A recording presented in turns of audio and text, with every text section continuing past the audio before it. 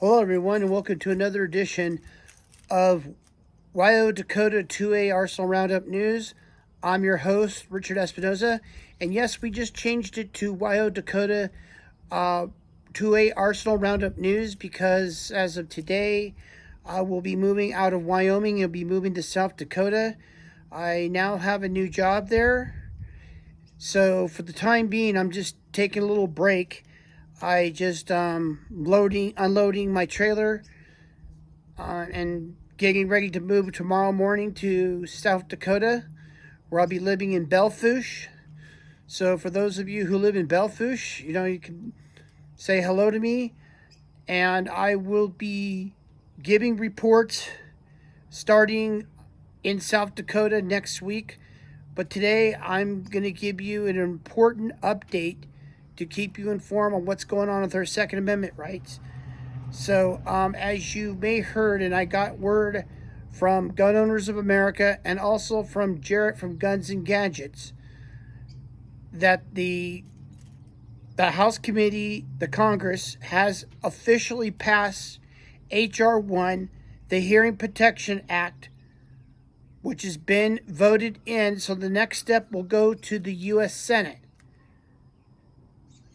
We're one step close of eliminating suppressors out of the National Firearms Act, and it's about time. Gun Owners of America, since the beginning,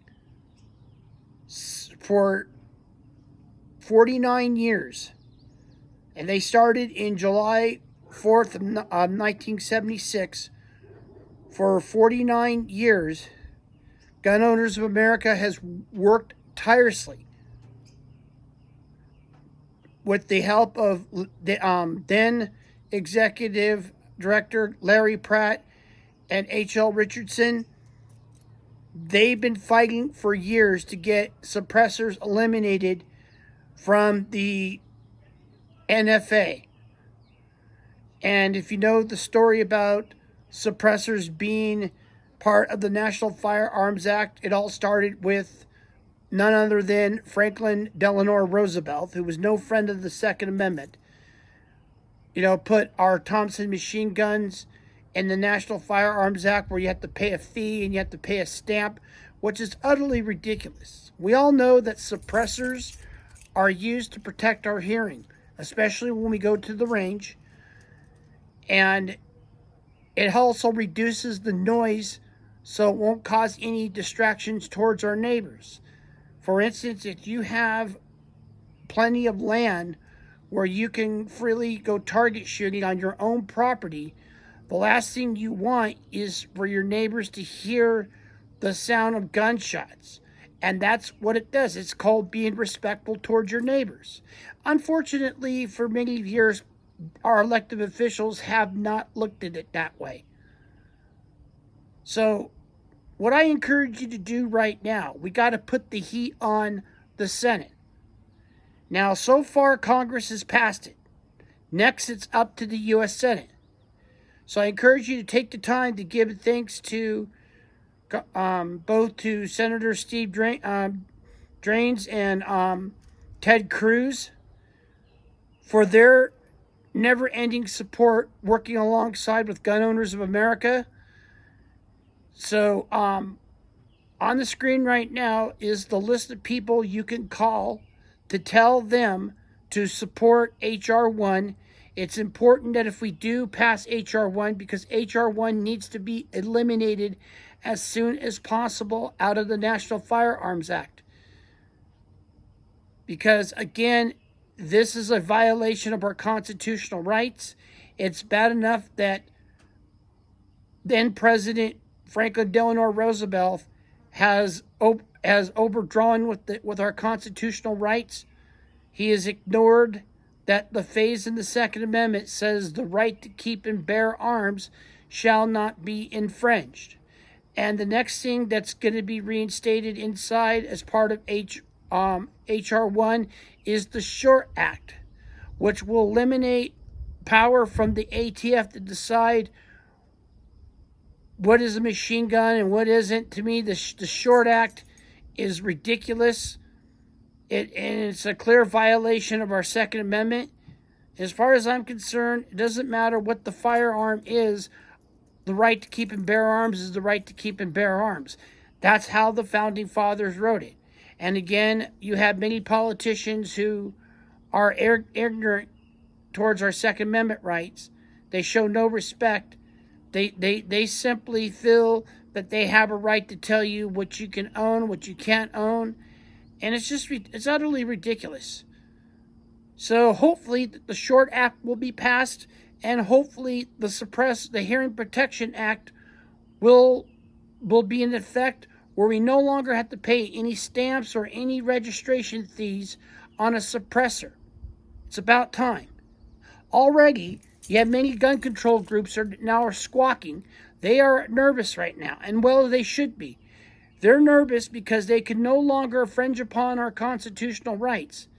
Now, their argument is that if we use suppressors, it will encourage more assassinations, more murders. That's ridiculous. Again, suppressors are for protecting our ears. That's what they're for. There's some of us that have sensitive eardrums, or some of us who've been in war, and you don't want to ruin your hearing. That's the best part about suppressors. It controls that so it doesn't do any damage to your hearing, so that you can enjoy and exercise your Second Amendment rights without doing any harm to your ears. And unfortunately, there are some people who don't look at it that way because they're simply uneducated. So I just want to say to all of you out there, get the word out. Talk to your friends who are gun owners. Talk to your hunting buddies, shooting buddies, barbecue buddies, or whoever. Tell them to get on the phones, start making these phone calls. Because remember, your voice matters. It doesn't matter what if your senator is anti-gun or pro-gun. What matters is your voice is heard. And even those of you who live in Elizabeth Warren's district, and we all know that Elizabeth Warren of Massachusetts is no friend of the Second Amendment. You call her office up. They'll make her think twice. And if she doesn't do what she's been ordered to do, because we're her bosses, she takes orders from us. She takes orders from we the people. And if she doesn't do what is right, then you have a right to protest in front of her office. In fact, I encourage everybody to do that. Make a peaceful protest at any of your elected officials who do not support the Hearing Protection Act, or any elected official who wants to infringe upon your Second Amendment rights. Go down to their office and protest. You have that right. That's why the first protects the second and the second protects the first. You have a right, but make it peaceful and respectful. Because again, they will know who the real bosses are. We are. So this will send a message to the next person who runs for office that you do not count out the American gun owner, because American gun owners do vote. And when you vote, we become powerful. And we take better control of our country when we vote. Now, for some of you, you may say, voting doesn't make a difference. Trust me, it does. Because, again, it will send a message that if they infringe upon our constitutional rights, they're going to be out of a job. Let's go back to 1994, shall we? Back in 1994, Bill Clinton then President Bill Clinton was really cocky. He thought that everybody was going to support his gun control legislation, and he thought it was going to be a slam dunk for the Democrats to take control of the U.S. Senate. But guess what? We proved Bill Clinton wrong. And when we did, Bill Clinton was totally outnumbered. And we fought every legislation every step of the way. And this also means a lot to, of course, Larry Pratt, who's now retired from Gun Owners of America, and his son, Eric, bless him, has continued to fight for his legacy, fighting his legacy and continuing where his dad left off. Larry Pratt made a vow that before he leaves this earth, that the NFA will be a thing of the past, where we're halfway there. If we can get suppressors and get the short out pass, imagine what we accomplished together as American patriots, as gun owners. Think about that. This is a huge step. We're actually protecting the future for our children so that they can enjoy the fruits and labors of our constitutional rights. Because again, if we do not do this for our children, they won't have that opportunity to enjoy a Saturday morning to go shooting or learn the skills of marksmanship. And that's one thing that upsets the anti-gunners. They hate the fact that parents take the time to teach their kids how to shoot and have a Sunday fun day or a Saturday morning fun shoot or weekend hunt. They hate that. You know why? Because they know that the children we teach will be tomorrow's leaders in the Second Amendment movement. So it's important that you take the time to teach your kids to handle a firearm. And I know that there are moms and dads out there who are watching this. And be proud of yourself for what you're teaching your kids. Be proud. And continue teaching your kids the right way and the wrong way of handling a firearm. And they will be tomorrow's leaders when it comes to protecting our Second Amendment rights. So it's important that you make these phone calls, because when you do, you're not only protecting the Second Amendment, but you're also protecting your children's future for them to protect their Second Amendment rights so that they can enjoy the freedoms that we grew up with. And I hope and pray to God that there will not come a day I have to sit down, tell I don't have kids, but if I do in the future, or my great nieces and nephews, that what it was like when America was free. I hope that I can live to tell them how great it is to be free living in America and having this important right that means everything, not only to me, but it should mean to everything to every American, because our founding fathers poured their blood and soul in protecting our Second Amendment rights. And we're not going to let them down. So get on the phone, call your elected officials in the Senate, and tell them to support H.R. 1 and the SHORT Act. And remind them, if they don't, you will not show their support come their next election.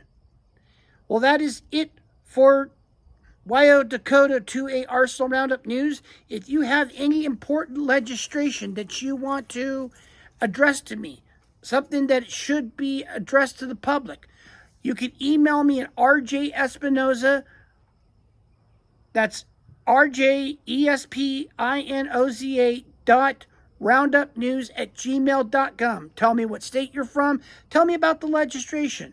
Tell me if it's good or bad. Will it benefit your Second Amendment rights, or will it do harm to your Second Amendment rights? What if it's good, bad, or ugly? Let me know about it, and I will sure to on my next podcast to bring it to your attention. So until then, be safe, be armed, stay vigilant, protect your family and your loved ones. Have a fun weekend of shooting with your children, and remember, the Second Amendment is just not about guns. It's all about freedom. And remember, gun control is not about safety. Gun control is about controlling our lives. That's not America. America is a self-reliant and independent country where we do not take orders from the corrupt. Have a great day, fellow Americans.